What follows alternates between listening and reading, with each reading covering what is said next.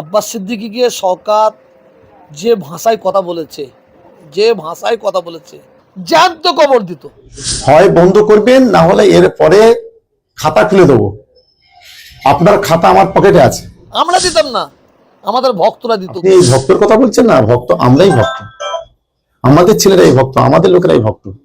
কিন্তু কেউ যদি রাম রহিম বাবার মতো যদি আচরণ করে, এটা কোনোদিন ভক্তরা মেনে নেবে না। যিনি বলছে তানাকে জিজ্ঞেস করেন আজকে কি তানার কি সুরতালে কম পড়ে গেছে? জিপটা তো এত বড়, চেটে চেটে চেটে চেটে এত বড় হয়ে গেছে জিপটা। দেখবেন, আপনি খেয়াল করে দেখবেন, যখন কথা বলবে দেখবেন এত বড় জিভ হয়ে গেছে চেটে। তার মানে কি আরেকজনের নাম করছে কেন হঠাৎ? তার মানে এখানে সুরো কম পড়ে গেছে, তার জন্য তার একজন নাম পড়ছে। নীতি একটা থাকবে, আমি যাকে সমর্থন করি, যার সঙ্গে কথা বলি, তার ওপরই থাকবো। পীর আল্লামা ইব্রাহিম সিদ্দিকী আল কুরাইশি আমাদের ফুরফুরা শরীফের একজন কণ্ঠ প্রতিবাদ করেন, জিজ্ঞেস করেন এক নীতির ওপরে দাঁড়িয়ে আছে। দেখেছেন কোনোদিন ভুলভাল বলতে এদিক ওদিক যেতে? একটা নীতির ওপরে এক জায়গায় দাঁড়িয়ে আছে, সরেছে।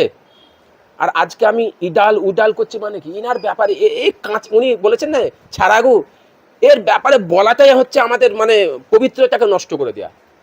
আমি এইটা বাংলার মানুষকে সকলকে বোঝাতে চাইছি যে এই বিষয়কে নিয়ে কেন টানবেন আপনারা? মুজাদ্দেদে জামানকে নিয়ে টানবেন না, ফুরফুরাকে নিয়ে টানবেন না। রাজনীতিটা রাজনীতির জায়গায় রেখে দিন। রাজনীতি যেখানে হচ্ছে সেখানে গালাগালি হবে, সব কিছু হবে, মাঠ হবে, সেই মাঠে লড়াই হবে। প্রধানমন্ত্রীকে গালাগালি দিচ্ছে, মুখ্যমন্ত্রীকে গালাগালি দিচ্ছে, আমায় গালাগালি দেবেন? আমি কে? আমি কে হয়? আমি কে? আমি তো মাঠে নেমেছি খেলতে, না? আর আমরা কিছু মানুষ আছি সঙ্গে সঙ্গে ওই জায়গাতে যখনই একটা কিছু দোষ হচ্ছে সঙ্গে সঙ্গে টেনে বলছে এ পীরজাদা, এ পীর সাহেব, এ অমুক করবে কেন? আরে পীর সাহেব বলে কি ধুলি মানে কি বলে, কি পাতা বলে, ধোয়া তুলসী পাতা নাকি? আরে আমি আমি আমি আমার আমি আমি কি আল্লাহর বান্দা? তো আমার গুনাহ নেই? হ্যাঁ, আমার রসুল বলছে আমার যে উম্মত গুনাহ করবে সে আমার উম্মতই নয়। আমার উম্মত গুনাহ করবে, আমার উম্মত গুনাহ করবে, আবার আমার উম্মত আল্লাহর কাছে মাপ চাইবে, সেইটাই হচ্ছে আমার উম্মত। রাজনীতি করা মানে তো মানুষের সেবা করা। তাহলে মানুষের সেবা করতে গিয়ে যদি কেস খেতে হয়, একে অপরের বিরুদ্ধে মারপিট করতে হয়, মানুষের জীবন নিয়ে নিতে হয়, তাহলে সেটা কি মানুষের সেবার জায়গা আছে বলে মনে হয় আপনার? যে সমস্ত মনীষীরা ছিলেন, যে সমস্ত মনীষীরা ছিলেন, বড় বড় মনীষীদের কথা ভাবেন তো, আমি নাম বলছি না, চিন্তা করুন তারা কি করতে জেলে গেছিলেন, তাদের কি দোষ ছিল? তারা তো দেশের জন্য লড়েছে, তারা হকের জন্য লড়েছে, তারা ইসলামের জন্য লড়েছে। তাদের জেলে কি করতে ভরা হয়েছিল? যে সঠিক কাজ করবে, যে ভালো পথে চলবে, ভালো কাজ করবে, তাকে কেস খেতে হবে, জেলে যেতে হবে। আর কিছু এই মাচান বাবার মতন বাবা আছে, যে ফুরফুরা শরীফের বাবা আছে, এরম ধরনের মানুষ আছে, তারা তাদের পিছনে লেগে থাকবে। যখনই আপনি ভালো কাজ করবেন তখনই আপনার পিছনে এরম কিছু মানুষ আছে যারা মাচানে মাচানে ঘুরে বেড়ায়, চায়ের দোকানে ঘুরে বেড়ায়, এর বদনাম তার বদনাম করে বেড়ায়, যারা সমাজের কাজ করে না, সমাজে আসে না, এরা হচ্ছে সমাজে ফিতনা লাগায়, এরা এই কাজগুলো করবে। তাই আমি আর সকলকে অনুরোধ করে বলছি যে দল যে করছে, যেমন আপনি যাকে সাপোর্ট করেন আপনার জায়গায় আপনি থাকেন, আপনি করতেই পারেন, কিন্তু আসামের মতন করবেন না। আসামের মতন না হয় আমাদের পশ্চিমবাংলা, এটা আমার অনুরোধ। আমাকে অনেকজন অনেক কিছু কথা বলবে, আমার কোনো দুঃখ আসে না, কারণ আমি হক কথা বলবো, সত্য কথা বলবো। আসামের মতন না আসে নেই। আসামের আজকে যে আপনার ওই যে কি নাম, আসামে হচ্ছে আপনার বদরুদ্দিন আজমল কোথায় আছে জানেন? জানা আছে? সোশ্যাল মিডিয়ায় খোঁজ নিয়ে নেবেন বদরুদ্দিন আজমল কোথায় আছে। আর ওই বদরুদ্দিন আজমলকে বলা হয়েছিল যে বিজেপি এসে যাচ্ছে, বিজেপি এসে যাবে, নেমে যেতে হবে, একে তাড়াতে হবে, বদরুদ্দিন আজমল দরকার। আজকে সেই আসামে কি হচ্ছে? বদরুদ্দিন আজমল চারিদিকে দৌড়লো, বহু টাকা খরচা করেছে, সিট পেল কিছু, ভোট কাটাকাটি হয়ে কি হলো? আমার একটাই কথা, বাংলার মানুষের কাছে কথা, ঐক্য ভ্রাতৃত্ব, আমরা সকল সম্প্রদায়ের মাসে একসাথে শান্তিতে থাকি পশ্চিমবাংলায়। আমরা খুব চিন্তা ভাবনা করে 2026-এ ভোট দেবো, যাতে আমার দেশের যে ভ্রাতৃত্ব শান্তিটা নষ্ট না হয়ে যায়। এইটুকুনি আমার সকলের কাছে অনুরোধ। দেখুন, এইটা হচ্ছে সমাজটা একটা জায়গায় এসে গেছে, এমন একটা জায়গায় সমাজ দাঁড়িয়ে গেছে, মানুষের ভেতরে এমন একটা হিংস্র তৈরি হয়ে গেছে, মানুষের মধ্যে দুটো জিনিস বেশি জাগে গেছে। একটা হচ্ছে অহংকার, একটা হচ্ছে সবচেয়ে বড় হচ্ছে অহংকার, সব রকম অহংকার, পয়সার অহংকার, জ্ঞানের অহংকার, ভ্রাতৃত্ব অহংকার, রক্তের অহংকার, সবের অহংকার মানুষের মধ্যে দাঁড়িয়ে গেছে। তৃতীয় হচ্ছে আমরা দিন ইসলাম থেকে পিছিয়ে গেছি, যেই ধর্মই হোক, মুসলমান দিন ইসলাম থেকে পিছিয়ে গেছে, অন্য সম্প্রদায় তাদের যে সমস্ত মনীষীরা যেই শিক্ষাটা দিয়ে গেছেন তার থেকে দূরে সরে গেছে। আজকে আমরা এই দুটোর জন্য পড়ে গেছি বলে ওই জন্য এই অবস্থা। বাপ মাকে মানছি না। কেন বাপ মাকে মানছি না? কী কারণে মানছি না? এখানে দেখা গেলে বাপ মায়ের পিছনে আরও ইতিহাস দেখতে গেলেন, দেখবেন ইতিহাসটা অন্য ধরনের এসে যাচ্ছে। আজকে বাপ মা বাচ্চা থেকে তাদের হারে যেই শিক্ষাটা দেবে, যেইভাবে বাচ্চাদের হারে পরিচালনা করবে, যেইভাবে বাচ্চাদের শিক্ষা দেবে, সেইভাবেই আগামীতে বাচ্চারা চলবে। তো এইগুলো আমাদের লক্ষ্য করতে হবে। বিশেষ করে বাপ মায়ের দরকার, এখন যে সময় প্রজন্ম আসছে, আমাদের দরকার প্রয়োজন হচ্ছে বাচ্চাদের হারে সঠিক শিক্ষা দেওয়া, সৎ পথে চালানো, ঠিক পথে তাদের চালানো। আর এই সোশ্যাল মিডিয়ায় যে মোবাইল বেরিয়েছে, এই মোবাইল থেকে যদি বিতাড় রাখে, দূরে না সরিয়ে রাখে বাচ্চাদের, তাহলে খুব বিপদ সামনে আছে। যিনি বলছেন তানাকে জিজ্ঞেস করুন না।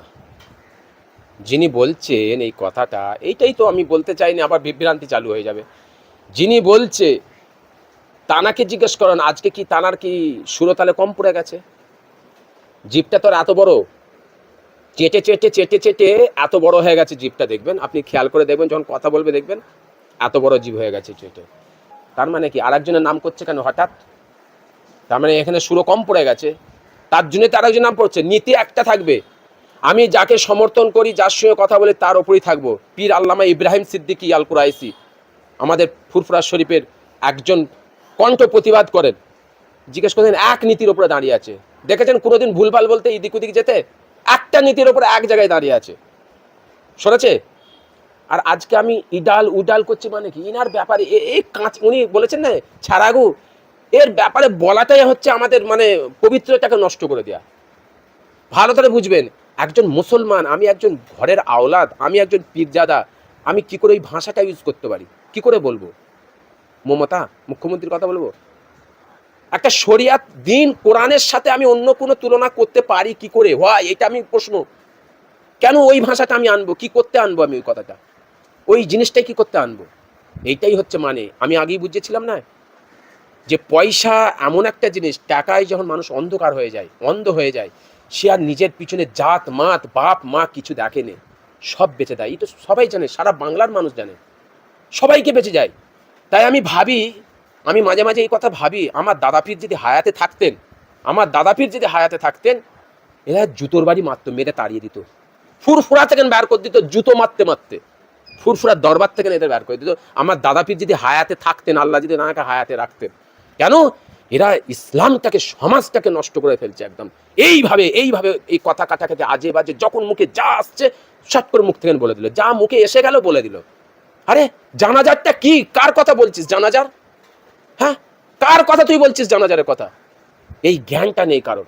এই জ্ঞানটা থাকলে কোনোদিন বলতো না। তাই আমি এটা বলতে চাইছি না। আর আমি এইসব কথা বলতে এই জন্য চাইনি, দূরে থাকতে চাইছি কেন, আমার দাদা পীরের সিলসিলার ক্ষতি করতে আমরা চাইনি।